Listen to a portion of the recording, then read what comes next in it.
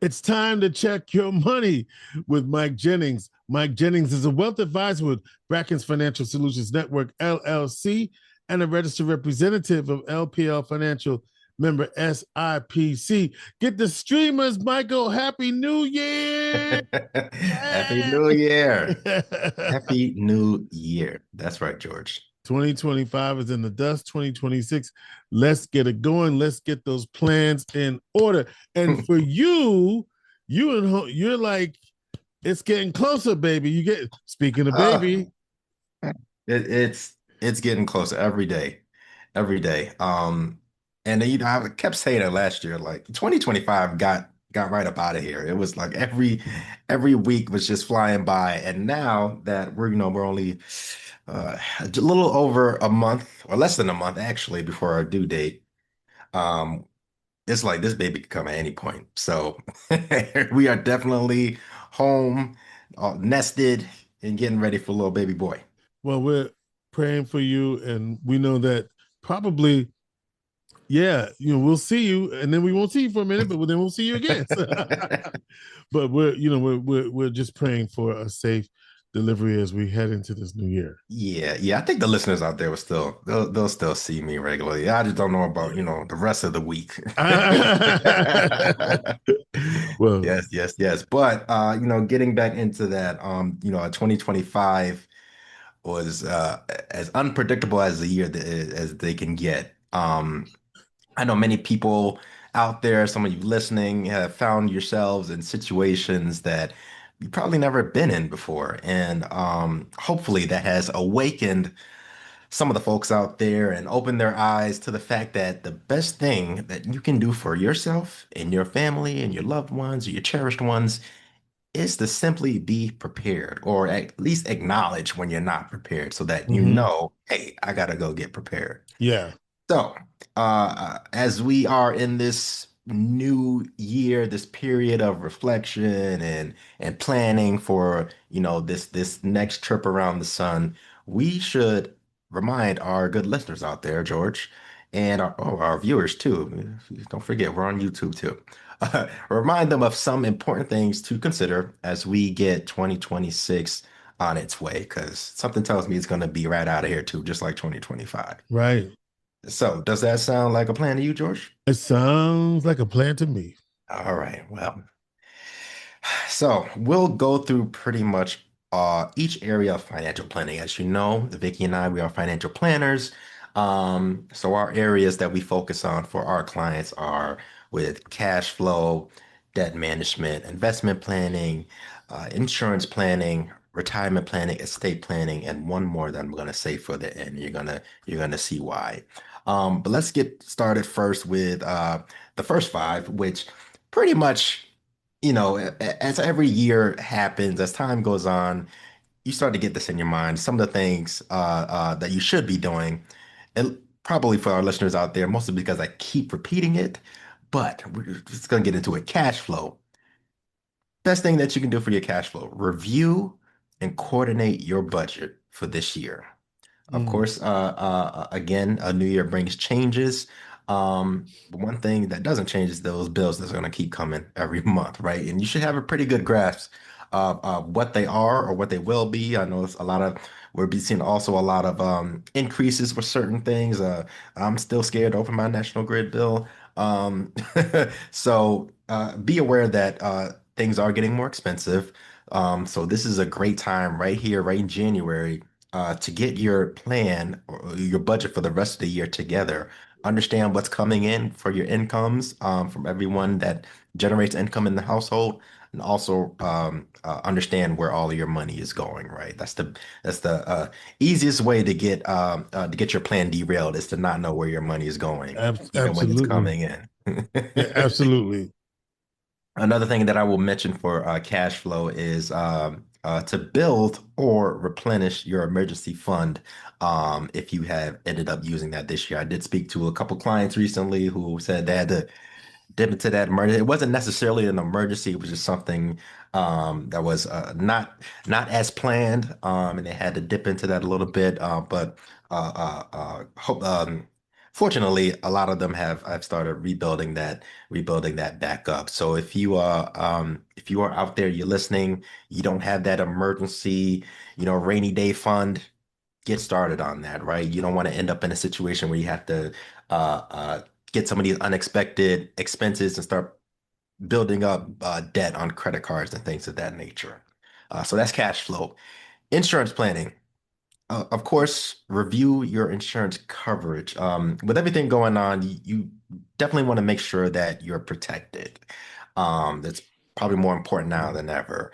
Having the right amount of life insurance is a great tool as long as you actually need life insurance and can afford it, right? You don't want to mess up the rest of your plan again by putting something in place when you really can't afford it and you have to minimize in other areas. That's not the recommended way to go about things either.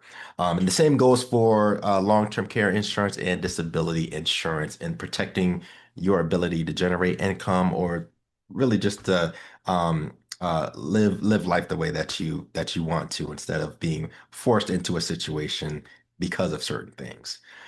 Investment planning. Review your investment portfolio for this first quarter.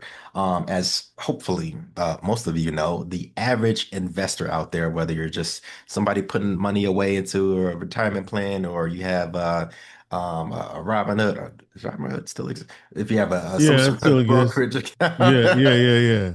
yeah, it's like you never hear about Robinhood. It's all like DraftKings and all these gaming things. I'm like, Right, right, right, right, right. I just gave myself an idea. We need to talk about something with listeners out there. But get your investments. You should not be a day trader. That is not for the average investor. You should be investing for the long run. For the long run. So a review of your investments with your planner or your advisor would be a great way, or a great thing to do right at the top of the year. Retirement planning. A new year, you're most of you out there are 1 year closer to retirement. Hopefully some of you out there that are a lot closer than others, you're relishing in this moment and you're not in that panic mode of do I have enough? Do I have this and do I have that? Make sure that you are maximizing your retirement contributions based on your target and your goal that you set before. Again, and also based on your budget, right? It's good to be able to squirrel away money and have that invested and have that grow and work for itself. Um, but if your cash flow doesn't allow for it, then it simply just doesn't allow for it. And you have to make sure that you can take care of things in the meantime as well, in your current expenses. Um, Couple things I'm going to mention too in that last area of planning. So be on the lookout for that. The next one, number five, is estate planning. We just had an episode, was it last time I was on, George, about getting your estate planning in In order. order, yeah. And that, I mean, just the basic stuff that you can do right now, right? You never know when your time comes. So you should do what you can do now to make sure that you at least know what will happen after your time comes, right? You don't know when your time is coming, but you at least with estate planning know what comes after that.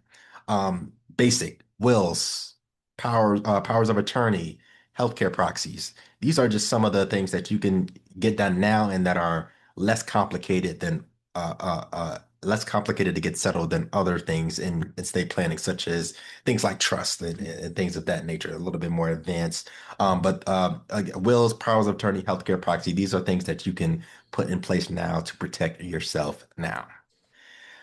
So those were just the quick areas, the major areas of things that Kind of we get back in the periodic game, right? get right back into the thing and review stuff that doesn't change too much.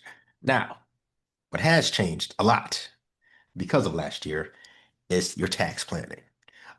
Now you all remember when we came on here and we talked about that one, I don't even know the name anymore. One big beautiful bill, OBBB. I Yeah, think it that's what was. they're calling that. I call it the big ugly bill, but you go ahead.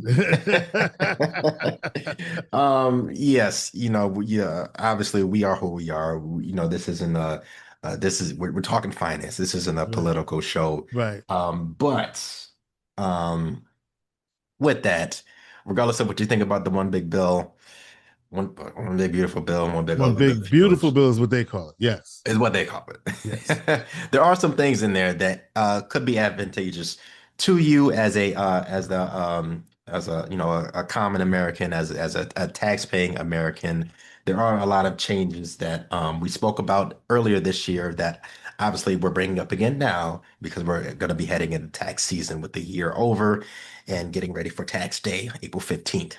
So, with tax planning, first thing that you should be doing every year, regardless of what has changed or what hasn't, is reviewing your tax withholding. If you find yourself getting a large return or owing money at tax time, you definitely need to have your tax planning situated so that you can do much better financially throughout the year rather than waiting for a big refund at the beginning of the next year Right, or right. or A lot of people like to waiting to get have that bill. yeah, a lot of people like to make it so that they get a big refund, but what's the point of that? There's no point. I me personally, if I was still an employee and getting checks, I'd want more checks in each check, more money in each check Right. rather than waiting for one time of the year I get a big refund. But anyway, I mean, I'm not telling you what to do technically, but Right, right. I'm just making recommendations, general recommendations. As we know, the again, the one big beautiful bill was put into place last year. So a lot of these changes, uh, all the things I'm going to list, it's not going to be exhaustive of everything because it was again a lot. So I didn't include everything, but these are a lot Some of things that are going to be highlights. highlights. Thank you, that are going to be relevant to most people. Individuals age 65 and older may claim an additional $6,000 deduction, or 12,000. You can double it if you're married. And if both of you qualify between this tax year, sorry, between the current tax year 2025 and the tax year for 2028. For 2026, the standard deduction has increased to 16,100 for single filers and 32,200 for married couples filing jointly, and also 24,150 for heads of households. Um, what that means is more of your income is going to be deducted as far as not being taxable, which is, again, good for everyone or most people. And that means that even less Americans out there will be itemizing their deductions, which not many of them do anyway, only 10%.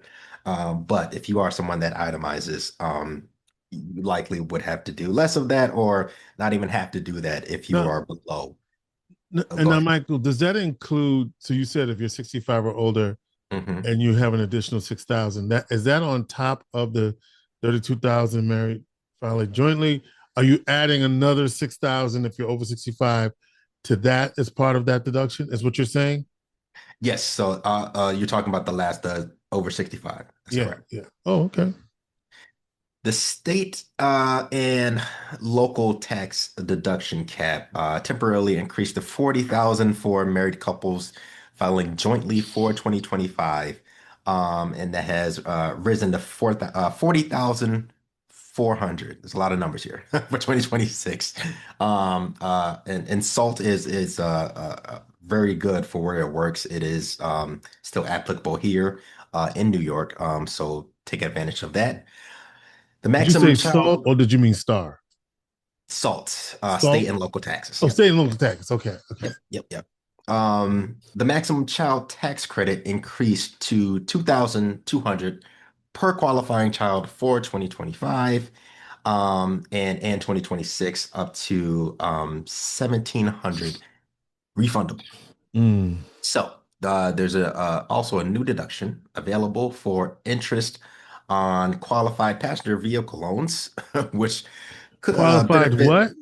qualified passenger vehicle loans. Basically, if you own a car, if you drive that car, your private car, you are applicable. Sorry, as long as you purchase that car 2025. So after December 31st, 2024, if you purchased a new car in 2025, you have a lien on it, you financed it, however you paid for it, the interest that you're paying on it is deductible up to $10,000 for the year of Oh, 2020. whoa. Okay. That's So not it's a bad. great, my my lady at home is not gonna be too happy about hearing that because she purchased her car in November 2024. So she yeah, Yeah, and just we missed did that. ours. We did it in 2024 as well. hmm Hmm. hmm Um, Actually, there are a couple other no tax provisions that we spoke about earlier this year. Again, of course, relevant for now. No tax on tips up to 25,000 deductible. That is for, again, every year the IRS is going to be releasing a list in around October, I think, of all of the positions, jobs that are considered qualified. So you Hmm. can't just take a job that everybody's that's been around for a while and you just now start taking tips and now call that. No, it It has has to to be a be quad, like the traditional things. exact. That's the word. Traditional. It's Yeah. known to be known for tips. So Right. your barbers and things out there, your servers at restaurants, bartenders, whatever the case may be. If you get tips and you're in a position known to get tips, then you can deduct up to 25,000 in deductions. That also means that a lot of you out there actually have to start reporting your tips for your taxes. I'm not going to get into that. And also the last one, the third one, no tax on overtime up to 25. Oh, sorry, 12,500 for the year. So you can deduct if you earned up to $12,500 in overtime in 2025, you can deduct that from your taxes. Wow. It's a lot going on. There's a lot going on, George. Tax, I feel for our CPA friends out there. I'll tell you that. It's a Um, lot. Yes, yes, absolutely. I think that is everything. Oh, another one that is could be beneficial for our people out there. Starting or has started January 1st of this year, bronze and catastrophic health insurance plans are now treated as HSA compatible. So for those of you out there that have or are eligible for HSA, but you were on a bronze or a catastrophic health insurance plan, you can now use it. HSA is now compatible with those plans as well, which is a great thing. HSAs are a great tool. Oops, awesome. So I think that's all the highlights that we can do today. There are a bunch more changes, but as always, not everything will apply to everyone at the same time. So if you find yourself having started this year with no plan in mind, and think that you're just gonna just keep coasting as usual, let's try something different this year. Come on. Give yourself an opportunity in seeing what having a plan put together can do for you instead of just winging it, right? We should all want to be in a better position for ourselves and our loved ones without having to worry about the same bills, again, that you know are coming every month, as well as all the other unexpected expenses, too. So, if you feel like getting on top of 2026 before it has a chance to steamroll you, then please give your friendly neighborhood advisor a call at 315-748-5540. Again, that's 315-748-5540, or you can send me a quick email at michael.jennings@brackensfsn.com. All right. Mike Jennings is a wealth advisor with Brackens Financial Solutions Network, LLC, and a registered representative of LPL Financial, member SIPC. He is your friendly neighborhood advisor.